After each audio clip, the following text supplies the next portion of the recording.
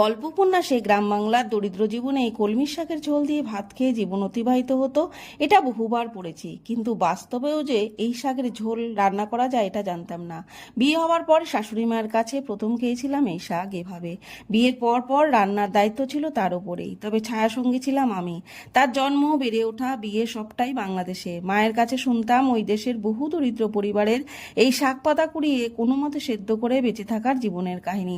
অবাক হয়ে শুনতাম আর ভাবতাম কত কষ্টেই না মানুষের জীবন।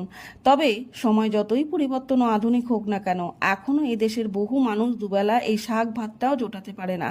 ঢাকের কাঠে পড়ে গেছে। আমাদের কাছে উৎসবের মানে ভালো পোশাক, ভুরি ভোজের এক লম্বা তালিকা, আর সেই হতদরিদ্র মানুষের কাছে উৎসবের আনন্দ মানে বিলাসিতার সমান। পুজো আসে, পুজো যায়, তাদের জীবন একই ধারায় বেয়ে চলে। আমার সাথে কে কে সহমত, তারা একটা লাইক আর ছোট্ট করে কমেন্ট করে জানাবেন। ধন্যবাদ।